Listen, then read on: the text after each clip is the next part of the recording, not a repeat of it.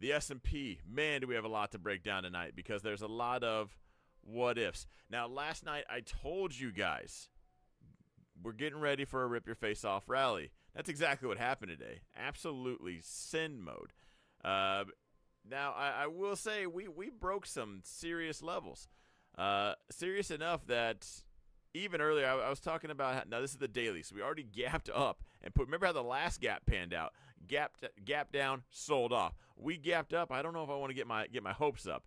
But let's right now, that was an incredibly bullish day. So rip your face off rally, something that happens in a bear trend, and it just gets, first of all, they dipped it down yesterday outside of this range, got all the bears excited, and then rips their face off. That's where it gets its name, and I'm going to quit saying that. I'm going to call it a RIFOR.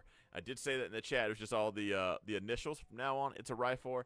Let's just see how long it takes for the other YouTubers to copy it and think it's a new term. But this got asked earlier in the chat too, hey, did we push up enough that we think the bottom is in? My first reply was, no, not really. Very impressive move up, but I've seen these rallies before in a downtrend, and it gets all the bulls excited. And all that creates is more liquidity to go short.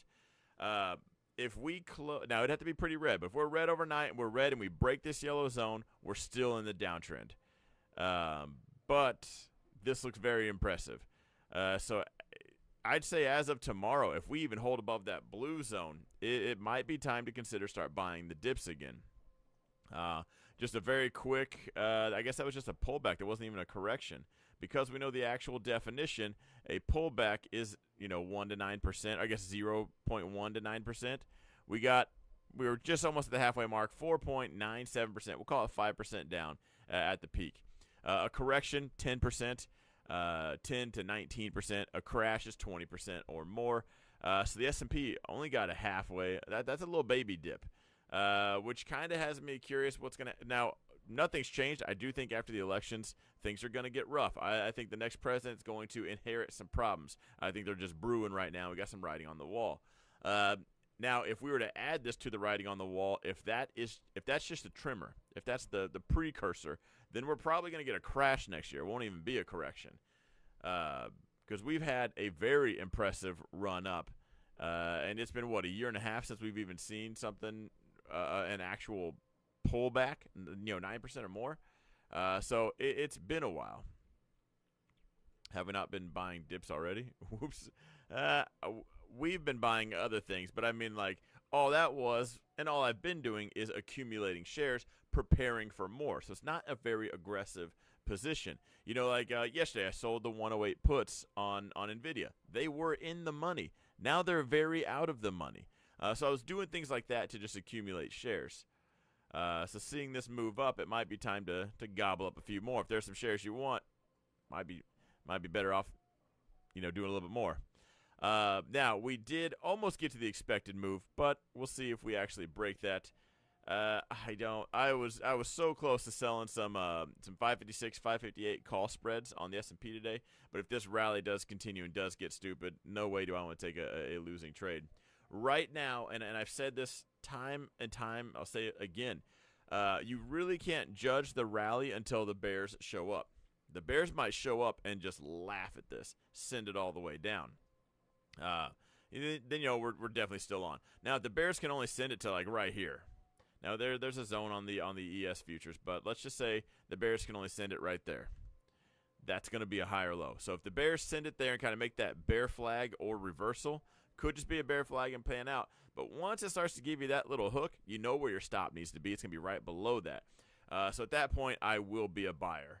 What I'm looking out for now is maybe a little bit of pullback, or if tomorrow is sideways. If tomorrow is sideways and we end in a nothing tomorrow, it kind of looks like this red candle right here.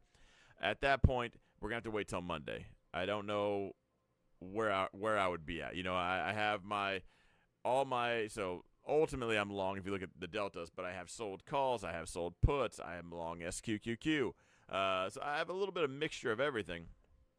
But I don't know if I would add to either one of those for a weekend swing.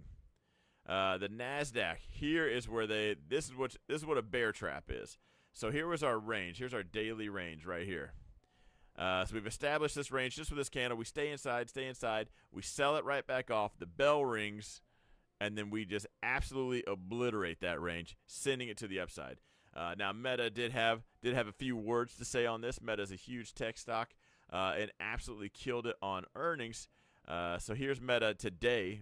Opened up at 470, closed at 474.83, and then said, "We like to give Don money." Bing, bang, boom. Jumped all the way up to the expected move in that blue zone, holding inside the expected move. Now, if this holds for Meta, so it already came back, tried to hold that yellow zone, and then we pushed even higher. If we can hold Meta up here, then tech's probably reversing. Meta will likely be the deciding factor. And what I was genuinely worried about, if you were here on Sunday, was earnings are going to be green, and then it's not going to hold and come back down. So that's really what I'm worried about right now. So again, if tomorrow pulls back to that zone and it's even sub 500, let the headline say it. If it holds this yellow zone right here, I'm actually still bullish. All right, let's get back up to here. All right, as far as the QQQs, we're just shy of the expected move. So everything this week so far, all planned out. Market makers aren't doing anything. They're just falling asleep at the desk. Again, if they get above that 477 mark, just know that market makers, they're there. They have a presence, and we don't know whose side they're going to be on, so just be cautious of that. The Russell didn't quite get the tech memo everyone else got. Pushed up, sold right back off. They said, all right, the rotation's done. There's no more. It no longer identifies as rotate and rotation. And now that everyone's going to go back into tech, they're just going to sell small cap. There's a lot what that looks like. I'm sure there was an earnings that did push this and move this around. Was there financials? What XLF do? Usually XLF will throw that around. So a little bit of selling off, but I don't know if enough to cause that. What a move on the Russell. So far, absolutely nothing for the week. The Russell, done nothing. What a boring week. Nowhere. I thought it was their time to shine. Weren't we rotating into this? Just kidding. So is the tech rotation to small cap still going? I guess it depends on who you ask on YouTube or the TikTok. Maybe go ask them. They had some opinions the last time when I said that. He got a guy all flustered when I said it wasn't going to happen anymore.